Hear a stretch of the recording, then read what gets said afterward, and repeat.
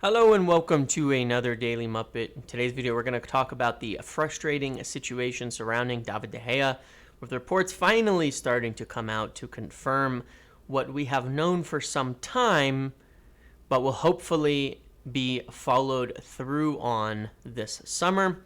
Going to talk about some takeover timing, as I do have a little bit of news or an expectation surrounding that.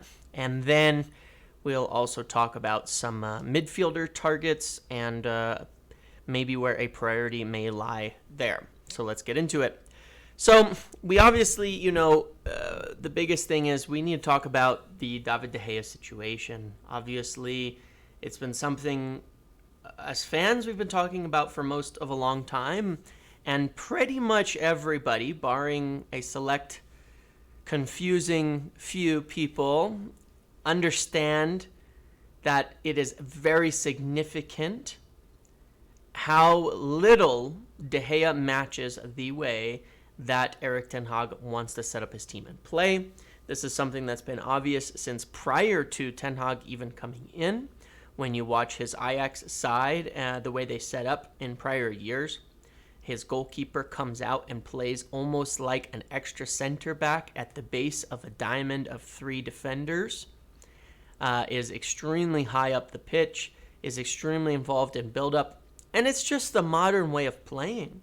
United have played one of the deepest lines in the Premier League this year, and a huge part of that comes down to not having a goalkeeper who is comfortable sweeping, coming off his line, cleaning up behind the defense, but also playing with his feet and being able to progress the ball forwards without having to have your fullbacks drop into basically the corner flag zone like they often have to in order to pick up the ball and start to try and progress it forward. On top of that, the saves and other aspects of De Gea's game aren't exactly that stupendously impressive. Goalkeeper statistics are notoriously a bit difficult. I'm not sure they're where they need to be, but I do know that it's obvious from watching. It's not like he's making the saves he used to. West Ham, obviously a huge example of that. And then you have key mistakes from a goalkeeper like him in key areas. I'll never forget the rebound versus Chelsea 4 or 5 years ago, because it was 3 years ago, 4 years ago. It was that long ago that I felt, and I think everybody could see, that David De Gea's decline was really quite marked. After his huge season under Jose Mourinho, finishing second, again, not necessarily playing a modern style of keeper, making amazing saves though, undoubtedly amazing saves, there was a rocket ride decline from there, and it's never really recovered beyond a few games. And the thing is, even if you're making saves, the point is, if you don't have that keeper, that doesn't mean those saves aren't going to be made. You would still have a keeper. You would still have someone who's making saves.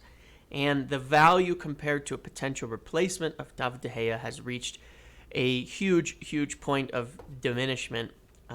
He's a huge reason why we were out of Sevilla in the Europa League. A huge reason why we have struggled in recent games throughout the year. And dropping points in a huge, now extremely tight battle for top four, with Liverpool only one behind us and looking like they could easily win out, is a problem. And it's a huge problem. And it has to be solved. And it's just a simple fact of the matter that David De Gea cannot fit this team moving forward. And I'm just saying this from a perspective of looking at the team building. I said the concern with Ten Hag was that this isn't a Ten Hag team, and that is exactly what we're seeing through most of this year. This is not a Ten Hag team. Barely any of these players fit Erik ten Hag. In fact, the only two that really do are Lisandro Martinez and Antony, who he has played with, obviously, and coached just very recently. Rafael Varane does well there. Luke Shaw can fit into practically any side. There's talented players who can fit into the team, but it's not a Ten Hag team. And I've spoken recently because there's a lot of attention that starts to turn to the manager. And I would love to sit there and say, see, manager terrible, but I don't think that that is the case. I'd love to be right and say, oh, we should have gone with someone else or something like that. But that's not the case. That's not the point. I've talked about this in recent videos about why you don't turn on the manager in these situations. Managers have to be saved from themselves in terms of making decisions, in terms of squad building. They have to be protected from themselves. They are not good at it. None of them are. You had Ten Hag making the comments about how at City, it was the director. It didn't say Pep Guardiola, the director who built Man City. And that's the fact. And that's how it has to be everywhere. Managers must be saved from themselves. Sometimes they're too close in to see the forest for the trees. And they have to be protected from themselves. And De Gea is a very good example of that. Ten Hag has to be protected from himself because De Gea is causing him an enormous amount of problems. He has to be protected from himself, but it's the same with signings. We cannot just do what Ten Hag wants. It is not the way forward. If we want to build a side that is competitive on all fronts, that is run smartly, that is bought smartly, it needs to have direction from on high, and that is something that whoever takes over Manchester United needs to do immediately and set up. When you come to the end of the year, it's a mediocre, in terms of money spent and signings and all that, I would say it's a real mediocre success rate. Lisandro Martinez, the big hit. Malacia has not worked out well, in my opinion. I don't think he has any long-term future as a starter. Maybe as a serviceable backup, but it's a huge fall-off from Luke Shaw to Malacia. Eriksen is already looking like he's, the second year of his contract might be too long for him, especially post-injury. The loans are not really impactful. Casemiro is a fantastic player, but doesn't really, even he doesn't totally fit this team as it is right now. Antony has had a shaky start, improving. I actually like how Antony plays a lot recently in terms of importance to how we play, but he's still not good enough. Lisandro Martinez is the huge win, obviously. But it's been a rough. I don't think you could call last window a success when you look at the player signings and how it's all worked out. I don't think you would call it a success. I don't think that the players individually, for the amount of money spent, have improved the team as much as they should. And that is why you want actual structure and support, because it cannot just be on the manager to find targets who he's played with and coached before and hope they'll work out in the Premier League. The transition is too difficult and it just doesn't work that way. There's not enough options. The scope is too limited. So United have been looking at a new number one. I've been talking about this for about 6 months, and finally reports today are coming from Samuel Luckhurst, Rob Dawson, etc., that David De Gea's place is not secure, even with a new contract, that they're looking at number ones, that they're looking at Diogo Costa, that they're looking at David Raya. You know this to be true. I've been talking about it forever. Even if De Gea gets a new contract, they're looking at keepers with a view to someone to start. And it could also be Dean Henderson. I don't know about that because of, obviously, the situation between him and the club and all of that. But it could be. It very well could be. Dean Henderson's situation has to be resolved.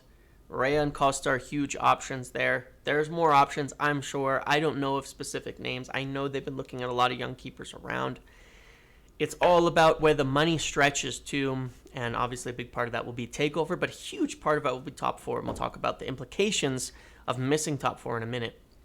So they're looking at it for a new number one. They are, and we don't know if it's happening, but they are.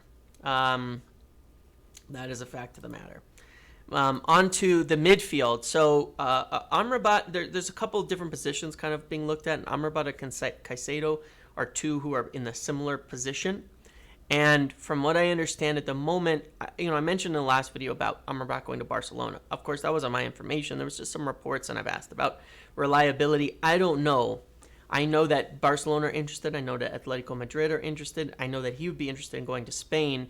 But what I've been told is United are very much interested in Amrabat. They're going to talk about signing Amrabat. They're going to talk to him.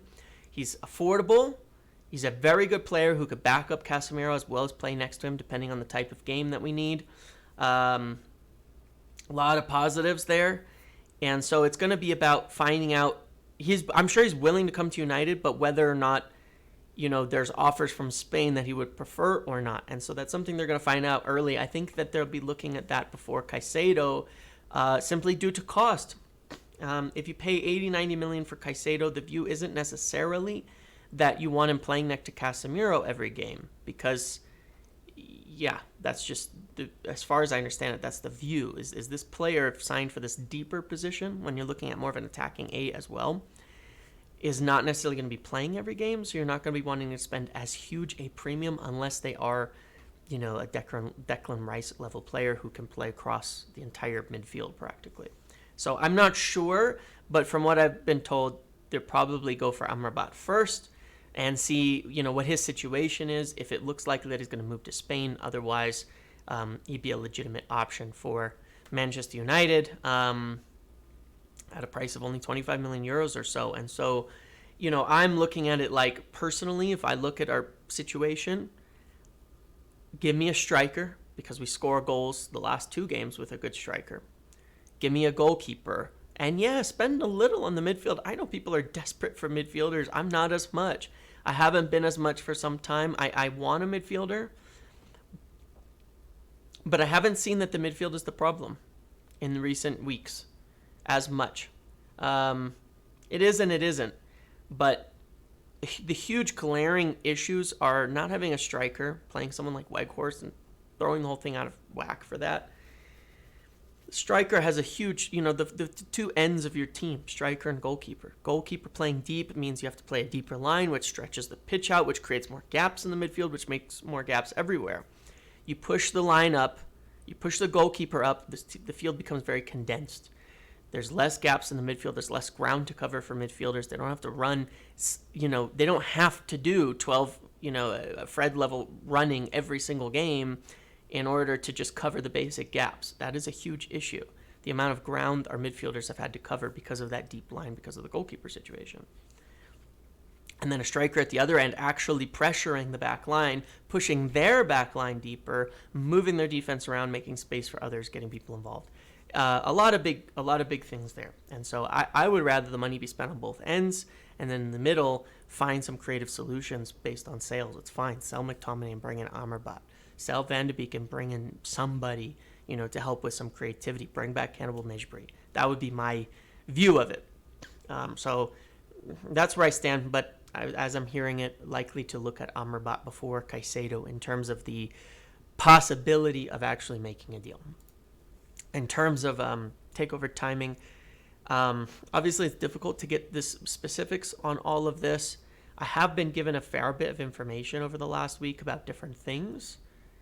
That I cannot share quite at the moment here publicly on these videos, but there's an expectation from at least one party that they will hear back in the next 24 hours. And as far as I hear it, they've already had some communication, but they should hear back more definitively in the next 24 hours about the next step moving forward. I shouldn't say the next 24 hours. Next 36 hours or so, based on where the clock is right now. By end of the day Tuesday, they were told to expect to hear back. That's what I know. I don't know if that comes out. I don't know how privately that'll be. I don't know how, but hopefully I'll hear from them or my source on this about it when they do hear from them, if it doesn't come out right away into the news. And then I will update as I can. Okay. The big implication with top 4, of course, is this. Not only do you miss out on Champions League money, which is net between the difference of Europa and Champions League, and when you have the salary cuts and things, it's 20 to 30 million a year. The problem now is that you miss out on Adidas money. It's a 40 million cut that's averaged over, I think, 2 years. So it's 20 million in revenue loss. So you could end up with a loss of 40, 50 million in revenue next year. And when you take that FFP problem, huge. That would push United into a situation where they cannot really buy without selling. You just can't, because you're going to have to be cutting huge wages. So, then if you renew De Gea's contract, even at a cut price, there's no money for a goalkeeper. Then you're going to have to shift Martial and his wages in order to buy a striker. it's problematic. It is huge. It is a big, big problem. And they need to resolve that big time. They have to get top 4. It is a huge, huge issue. Obviously, you would hope with new owners coming in to have a plan for increasing commercial revenue, things like that to drive those numbers up. I know Ineos have a plan for that. I don't know anything about Qatar. But I know that that would be a huge, huge part of it too, is they have to get that legitimate revenue up to raise for this FFP cap. Okay? So, but yeah, top 4 missing out would actually be quite disastrous for the summer, not to mention targets who want to play Champions League and limiting when you're competing against, especially if Liverpool get in, because you're competing against them, Arsenal, Newcastle, City for your major targets, and they are all going to have Champions League if United miss out. So cannot screw it up, or it will severely impact. It pushes everything back a year, frankly. It really does. It delays everything a year at the club. So that's what I have right now. I wish there was a better news and more to say at the moment, but hopefully this week will prove to be very interesting on the takeover front by the end of it. And hopefully as well, we will be able to then move forward on some plans, and after a week of rest, get a huge, huge 3 points at Wolves. That would move United, with some luck, maybe 1 or 2 games away from securing top 4 and being able to do what they need to do. Okay? Thank you for watching. Make sure to like, comment, subscribe, turn notifications on, and I will see you in the next video.